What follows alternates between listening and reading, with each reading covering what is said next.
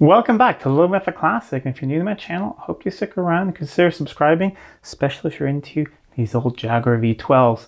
Right now my workshop is full of 3 of them. We've got a 91 XJS, which this video is all about. We got a 92 XJ12, or I mean Daimler 66, and then we got a 1977 XJ12 over there. And today I'm going to answer a couple of questions I've had over the 2 years or so I've had this channel about this XJS, because it does have some slight modifications which makes it sound rather nice.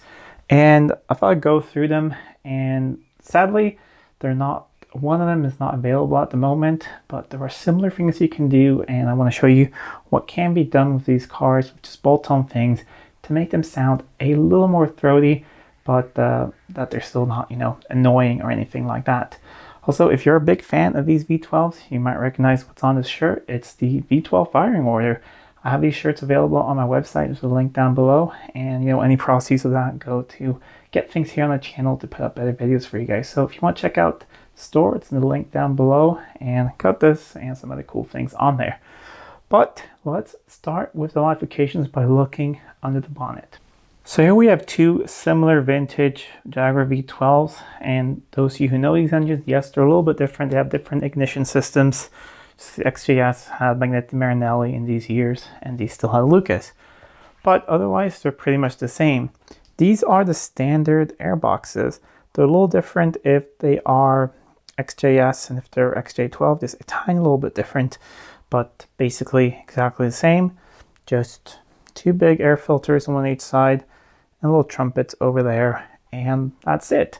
And these cars are meant to be quiet. That's the whole thing. This thing is completely stock, and when it's running at idle at stoplight, you can't hear it running. However, if you want to change that a bit, there are a few things you can do. One of them is what's been done here. It hasn't been done by me or in a long time. It's done by a previous owner, or maybe 2 owners ago, but we're talking like 20 years ago or something. Are these air filters here, which are big stainless pipes down here, very, very nicely welded, and 2 big K&N filters, one on each side. And they give a great noise. You get a lot of intake noise instead, and you get sort of a suction noise, which I can only compare to what carbs sound like. So it's sort of close as you can get if this thing was running on, individual throttle bodies or Webers or something. It sounds really, really nice, and you can hear that deep suction all the time while you're driving. And then when you put your foot down, it really does howl through the intake. It's a very, very cool thing. And that has been done along with a few other things we'll go through a little bit later. It also does have slightly larger throttle bodies, and that also helps as well. So that's the thing I want to get to, that these are not really available. I can't find them at the moment anywhere. The company that these were bought from, the receipts I have, they're not in business anymore. I believe that there were a couple companies to make them. I've seen them on eBay a couple times, people selling them. But really, if you want something like this, it wouldn't be too difficult to manufacture something like this. Throttle bodies, AJ6 Engineering has them from time to time. They have various upgrade kits. They also have another intake which looks like the stock one, but then pulls air down from below the radiator as well, and just brings a bigger airflow into the engine. I've had some questions about these, if they've caused any issues with vapor lock or anything like that. Nothing that we've ever had with this car, and it's been in the family for about like 15 or 17 years, something like that. So yeah, it hasn't had any issues like that. Doesn't run hot, anything happens. It doesn't seem to be that hot air over here really for some reason, so that has not been an issue at all. And it's not that big of a difference of where the original intake is, because that is, over here. So really not that much of a difference. Just makes a great noise, which you will hear in a little bit. Then we have another slight modification to this car, which is the intermediate box delete, which is a pretty popular thing to do. Simply Performance has a kit. This is not one of their kits. This is also supplied by that company. It's not in business anymore, but it's basically the same thing. So what you're doing is, if you think of the exhaust system, it's completely separate on both sides. So it's basically two 6-cylinder banks running through the back. And then you have a back box here, muffler or resonator, whatever you want to call it. They're pretty big, one on each side. Then you have the pipe that goes over the axle, and then you have two small back boxes over here. I can show you what they look like. Just the standard original ones from 1991. Nothing special about them. But the ones here have been removed and just replaced with a pipe. So I'm going to try and show you guys what that looks like. If you can see, right here where all that space is usually where that box is, but it's just a pipe instead. That also makes a huge difference. It does make the car a little bit louder, but it's not obnoxiously loud. You can still talk to each other. It doesn't really drone, but it gives it a very nice sound. And I'd like to say it gives it the closest sound you can get to an XJS sounding like a Series 3 E-Type V12. I'm just going to crawl under the white car over there and show you basically what the stock system looks like. And then we'll go for a brief drive with the top down, and hopefully the mic will pick up how nice this thing sounds. And under the white car here, so you can see, there is that back box that is missing on the other car. And the great thing about the kit is it's completely bolt on. So we still have all the stock parts for that car. So if someone ever wants to put the car back to stock in the future, that can definitely be done. I really like upgrades that are just bolt on, that doesn't require any cutting or welding or anything, because if you ever want to go back, if you don't like it, just a couple bolts, put it back together, and it's back to stock. But now let's fire this thing up.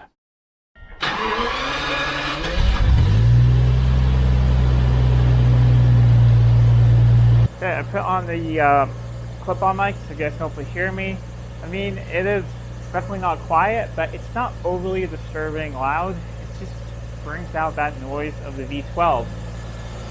And up here, you hear that great suction sound. Of course, it's mostly on this bank. I idle because, you know, these engines, all of the air idle basically goes through the idle control valve there, or the auxiliary air valve, and that comes from this side. But you hear it. That sounds rather nice. So let's go for a drive. I've just pulled around the house. It's a beautiful September day here. So let's go for some top-down motoring.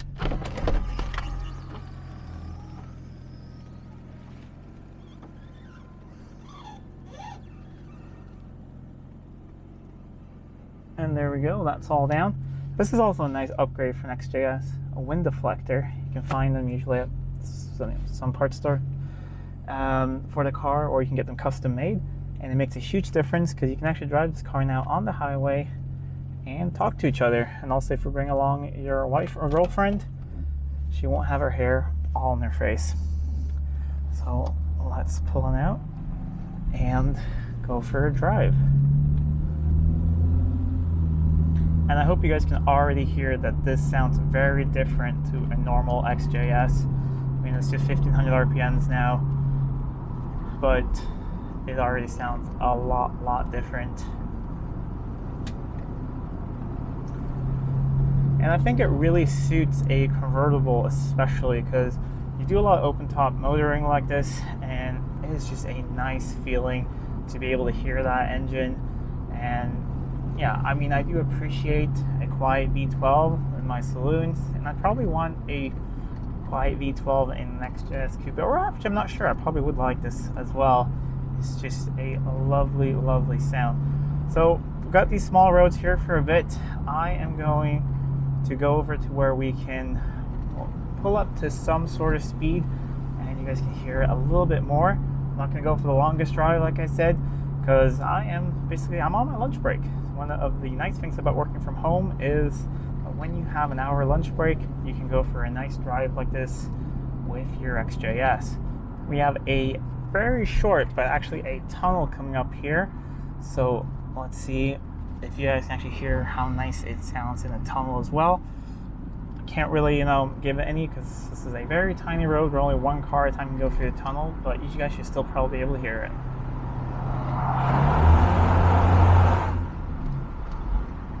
I hope you guys heard that. We're about to pull out on the road here. I'm not gonna floor it, but I will definitely give it some, and hopefully you guys will be able to pick it up. And here we go.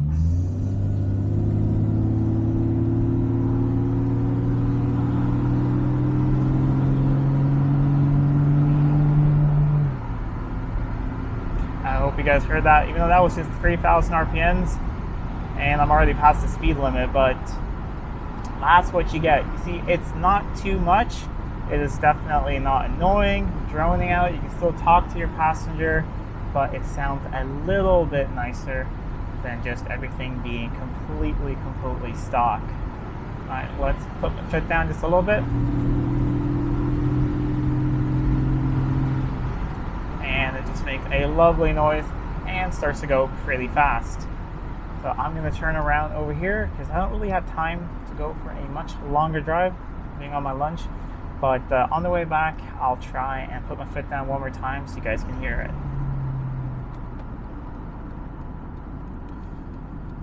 Let's see, it doesn't have the greatest turning circle, the XJS, but we will try. Oh, not too bad actually. And we got no cars behind us, and that's only about halfway down on the throttle pedal. And shifted there into third at 3,000 RPMs. And life is good. Beautiful weather, nice day, an hour off in the middle of the day, and a great XJS to drive. All right, let's listen to it one more time going up this little hill here with the trees. Maybe we'll get some cool echoes.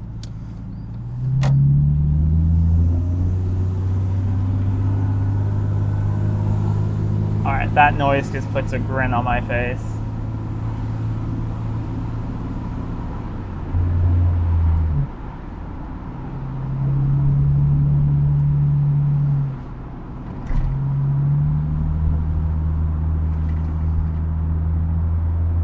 And we're coming up for the world's shortest tunnel again, but let's go for it.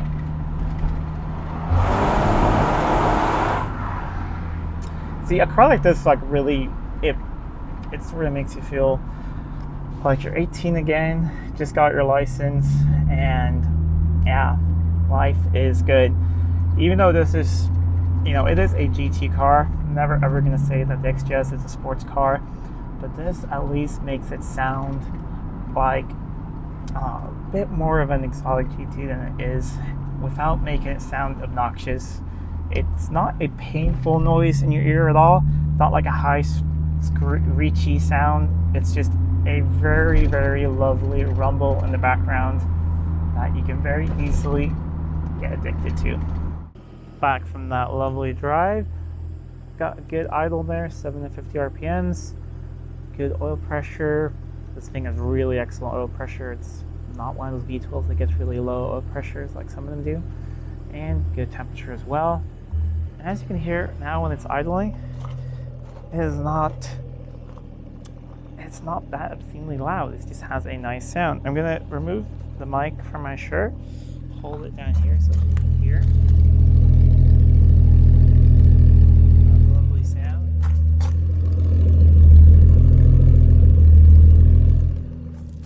It's just a great sound.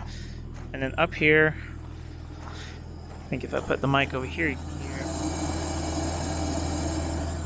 that lovely sound from the intake as well. And that's it for this video. I'm gonna pull the car into the workshop, then some other day I'll give it a wash and slight detail, some wax to make it look really nice for that car show. And I'll bring you guys along. Hopefully it's a nice day. Hopefully there'll be some nice cars there as well. It's only gonna be a bunch of British cars, so it should be a lot of fun. Hopefully you guys got a good idea of what can be done with just changing some parts, some bolt-on things, changing the exhaust a bit, changing the intake, get these things to sound a lot different. The great thing is, if you don't like it, you can put it back to stock, keep the parts. No one's saying that you're ruining anything, but I promise you, you're most probably going to like it. The only thing is, you probably can't really start up your car without, if you live in a small neighborhood, without anyone noticing, because they will definitely hear it when you fire it up. Anyways, if you like this video, please give a thumbs up, share it with your friends. If you're not already subscribed to the channel, please do subscribe to the channel. It really does help out a lot. And I want to thank you, all my members on Patreon, for the continued support. It really means a lot, and it makes sure that I can keep making these videos for you guys. So until next time, I'm Adam, and this was Living with a Classic. I'll see you soon.